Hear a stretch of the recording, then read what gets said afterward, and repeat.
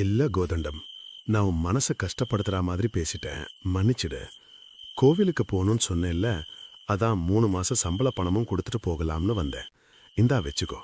பண்ணையார் இப்படி சொல்லி பணம் கொடுத்துவிட்டு செல்லும் பொழுது அவர் மோதிரம் வீட்டின் உள்ளே விழுந்து விடுகிறது.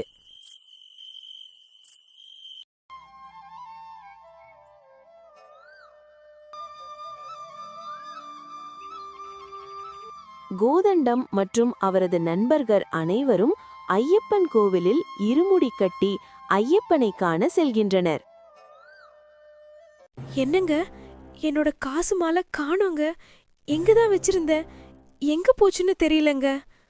இந்த பண்ணையார் வீட்டுல திருட எவனுக்கு தைரியம் இருக்கு? நீங்க அனுப்பின கோதண்டம் தாங்க வந்தான். சொன்ன வேலையை செஞ்சுட்டு கிளம்பிட்டான். கோவத்தோடு பண்ணையாரும் காவலாளியும் கோதண்டம் வீட்டுக்கு செல்கின்றனர். ஏம்மா, உன் வீட்டுக்காரர் கோதண்டம் எங்க?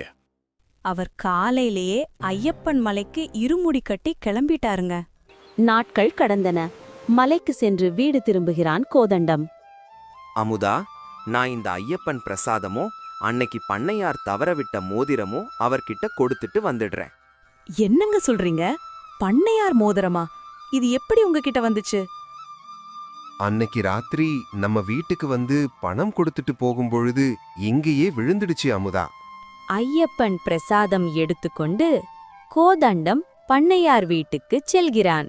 ஐயா, நான் கோவிலுக்கு போயிட்டு வந்துட்டேன். நீங்க மட்டும் பணம் கொடுக்காம இருந்திருந்தா அந்த ஐயப்பனை பார்க்கற பாக்கியம் கிடைச்சிருக்காது. ரொம்ப நன்றிங்க ஐயா. டேய் வீரையா, இவனை கட்டி வச்சு தோலை உரிடா. ஐயா, எதுக்கு அடிக்க சொல்றீங்க? நீங்க தாங்க அன்னைக்கு இரவு வந்து பணம் கொடுத்து போக சொல்லுங்க. ஏண்டா, என் வீட்டு நகையை திருடிட்டு நான் பணம் கொடுத்தேன்னு சொல்றியா? அடிடாவன. ஐயா, வலிக்குதுங்க, அடிக்க வேணான்னு சொல்லுங்க ஐயா. நீங்க பணம் கொடுத்துட்டு போகும்போது கூட உங்க மோதிரம் எங்க வீட்டுக்குள்ள விழுந்துருச்சு. என்ன மோதிரமா? டே வீரையா, நிறுத்துடா. கோதண்டம் அந்த மோதிரத்தை தன் கையிலிருந்து பண்ணையாரிடம் கொடுக்கிறான். பண்ணையார் அதை வாங்கி பார்க்கிறார். கடவுளே, என்ன அதிசயம் இது! அந்த மோதிரம் பண்ணையாரின் தந்தையுடையது. பண்ணையார் சிறுவயதில் இருக்கும்பொழுது ஐயப்பன் மலைக்கு சென்றிருந்தார். அப்பொழுது தொலைந்தது என்று நினைத்த மோதிரம் இது. பல வருடங்கள் முன் தொலைந்த மோதிரம் இது என்று ஆச்சரியமாக பார்க்கிறார் பண்ணையார். கோதண்டம், உனக்கு காசு கொடுத்து ஐயப்பன் மலைக்கு அனுப்பியது நான் இல்லை, அந்த ஐயப்பன் என் உருவத்துல வந்து உனக்கு உதவி செஞ்சிருக்கான். ஏழை பங்காளன் என்று நிரூபிச்சிட்டான்.